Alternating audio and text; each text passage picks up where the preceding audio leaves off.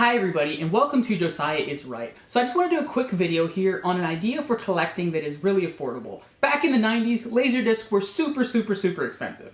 Now, however, they are super cheap. So I am going to talk about collecting Laserdiscs just a little bit.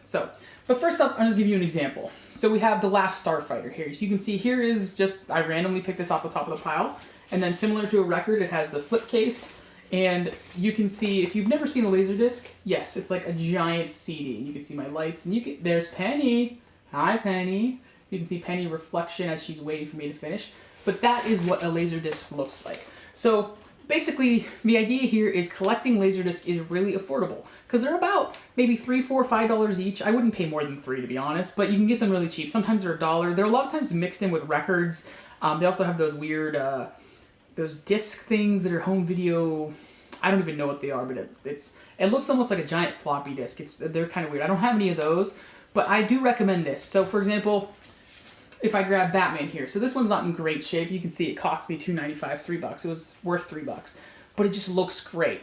And they also sell records frames, which I don't actually have any, but this would look fantastic in a record frame on your wall. It would just look great. My wife's uncle, actually, who sadly we just lost very unfortunately, he had a really cool idea that he built a clock out of the inside record of a Laserdisc. Collecting Laserdiscs is really affordable. So just another couple examples here, and I'll show you probably more of my collection. Bladerunner. Again, you can just see these make great artwork, right? And of course, my favorite, Empire Strikes Back. Now, the Empire Strikes Back and the Star Wars records, well, I'll show you the rest, are the only ones that I have that cost me remotely anything. They were not expensive, but they were probably a little bit more pricey than the rest because I actually bought them on eBay. But I bought these in probably the early 2000s on eBay, so they're probably a bit cheaper. But you can see it's in really good condition.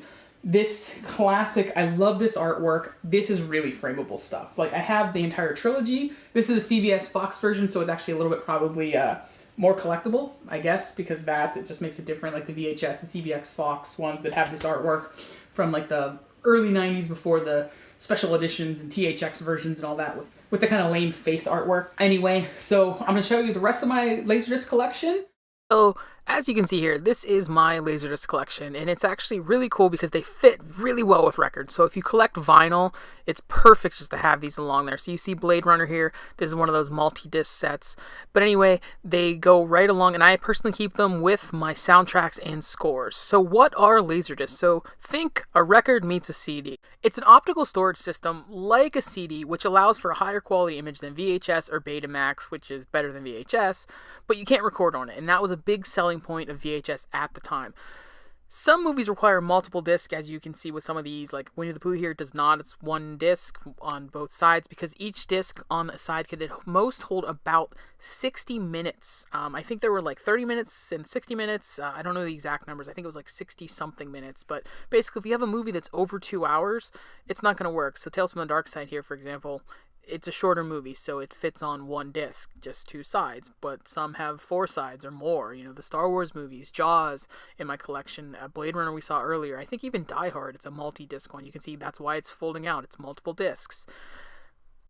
In the 80s and 90s, this was the way to go for hardcore movies, people, the home theater crowd, really.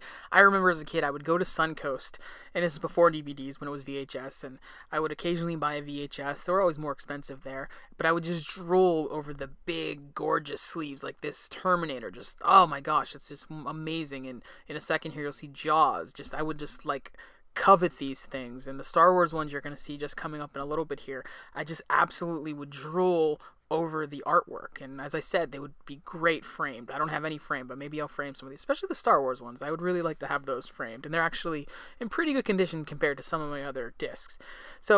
But a big draw, similar to DVDs, was special features. And some of these discs have special features, some do not, but that was a big draw. You could have commentaries, things like that. I recall on an early Clerks DVD, Kevin Smith actually was referring to the commentary as the commentary for the Laserdisc.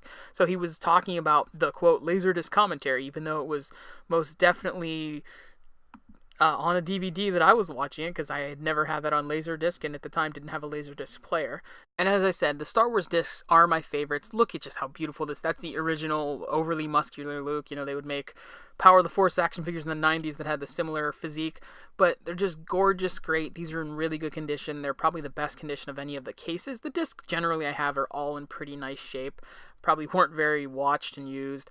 Obviously, a big risk with having these was risk of damage, and you can see the CBX Fox there, but they're just so big that it can easily get scratched. You know, think about a CD. Those are very easily scratchable. Now here is my prize in my collection. So it's still sealed.